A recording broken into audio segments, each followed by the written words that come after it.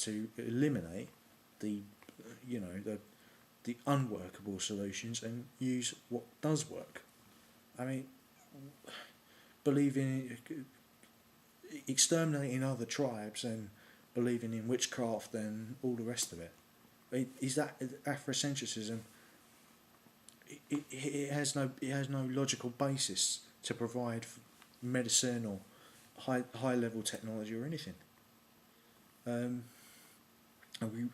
As far as the Labour Party goes, I'm for the Labour Party. I'm for the cooperative movement, but there has to be something done about these people who are not interested in any economic or technological or social or solutions for England as a national community.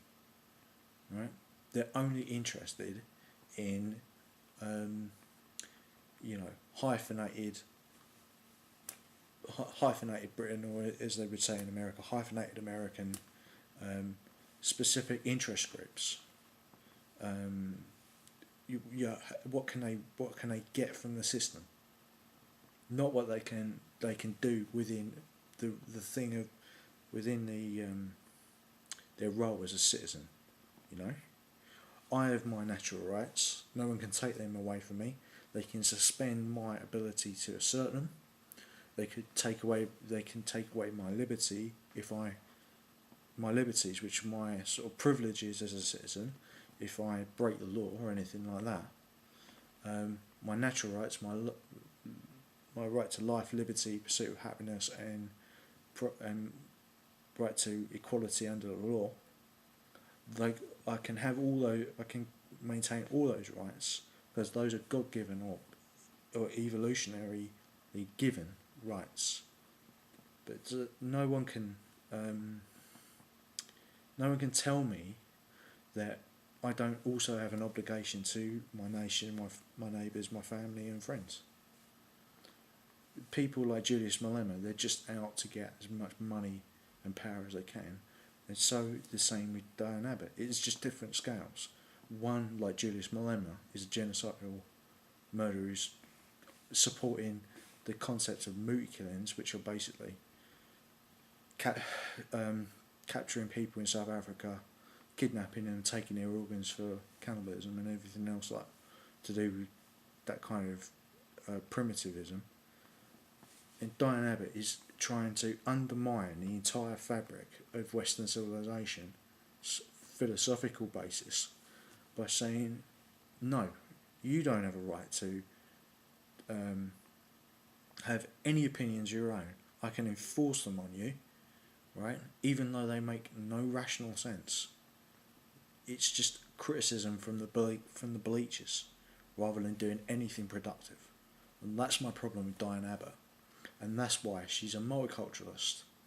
And her group of people, you include Keith Vaz, Lee Jasper, who have all supported her. Like Keith Vaz, the guy who wanted to evict English people from a village in the north of England so he could build a mosque on the site, and then bus in Pakistani families and Yemenese families. He was born in Yemen. He's not. I don't understand why he's allowed to be a British MP, or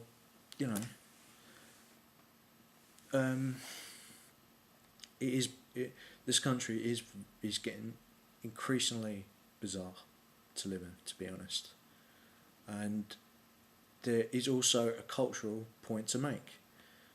If there must be some cultural underpinnings. For instance, I've talked a lot about Western rationalism as a philosophy and as a scientific principle to work on, but there also needs to be some sort of common language. Take the Chinese, for instance. They've had thousands of years of pogroms and genocides. Take like Mao, for instance, is the best known one. 85 million people killed. Another group of people, the Boxer Revolution, 60 million people killed by forced starvation of the population. these were cultural ideas about totalitarianism on one hand with Mao, which came from Marx and then onto Lenin, Stalin, and the Soviet Union, infiltrated into China. So from the Middle Eastern me of absolute irrational absolutism, totalitarianism. And on the other hand, Boxer Revolution was perhaps a legitimate reaction to British imperialism and British domination of the opium drug trade.